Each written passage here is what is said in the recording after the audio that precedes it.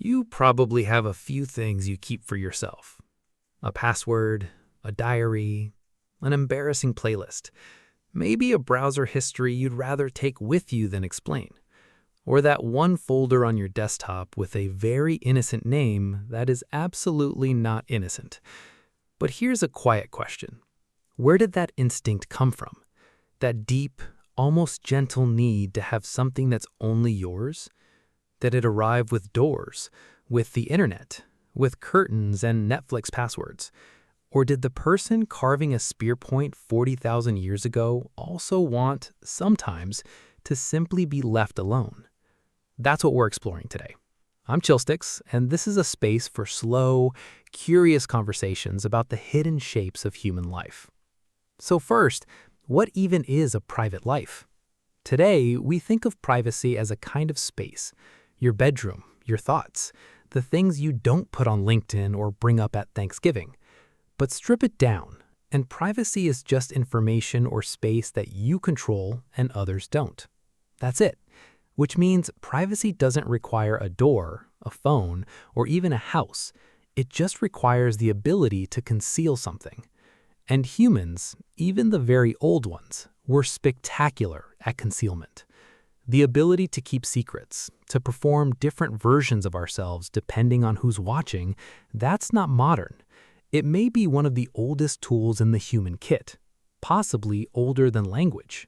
Primatologists have seen deliberate deception in chimpanzees, hiding food from a dominant male, pretending disinterest in a mate while a rival watches. Strategic concealment, performed indifference. Sound familiar? Humans and chimps split about 6 million years ago, which means the roots of privacy-related behavior might be 6 million years deep. Now, go back roughly 300,000 years. Homo sapiens is brand new. The world is terrifying.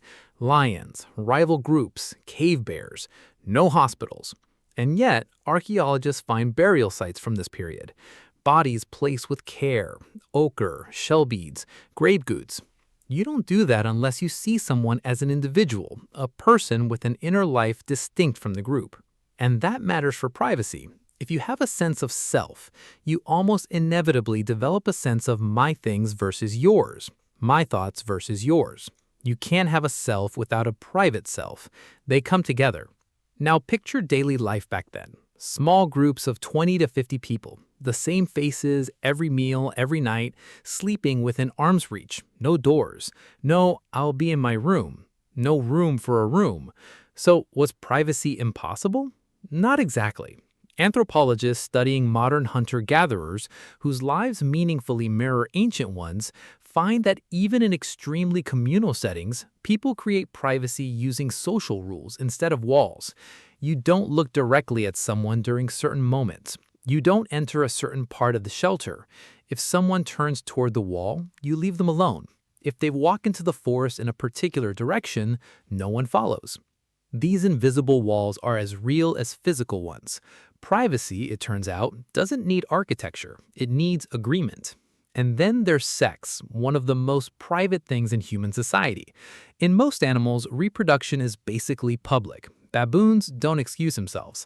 But humans, even ancient ones, consistently seek privacy for it. They go into the forest, wait until others sleep. Why?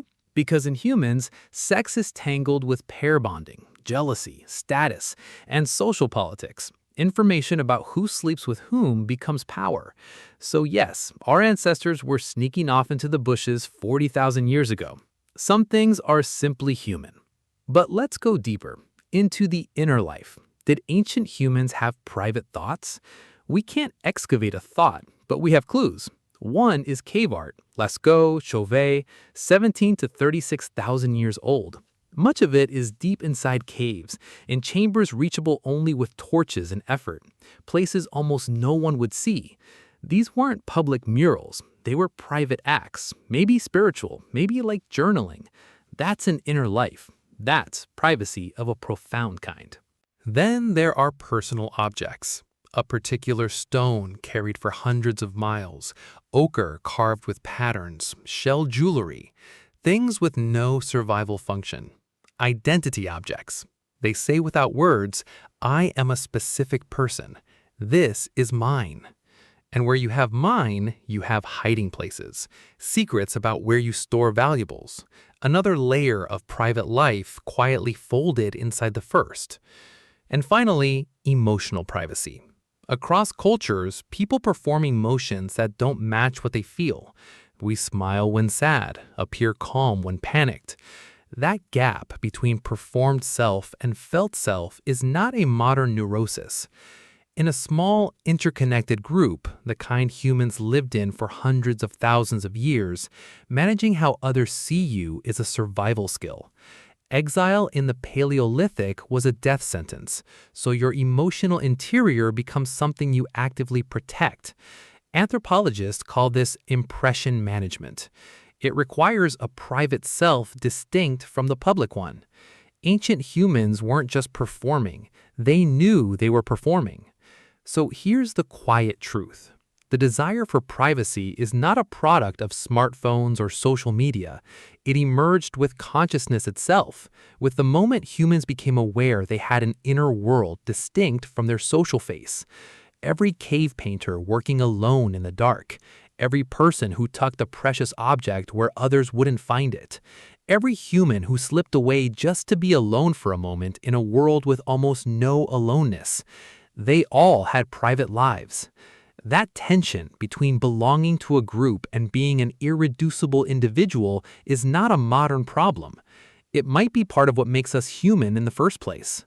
So you, right now, with your passwords and your playlist and that very innocent folder, you're not strange. You're the latest version of something very old. A species that learned almost as soon as it became a species that some things are yours alone to carry or to share only with people you choose. Privacy isn't the feature of civilization, it's a feature of being human. And apparently, we've been guarding it since before we had words for it. Thanks for sitting with me. This is Chillstix, and I'll see you in the next quiet conversation.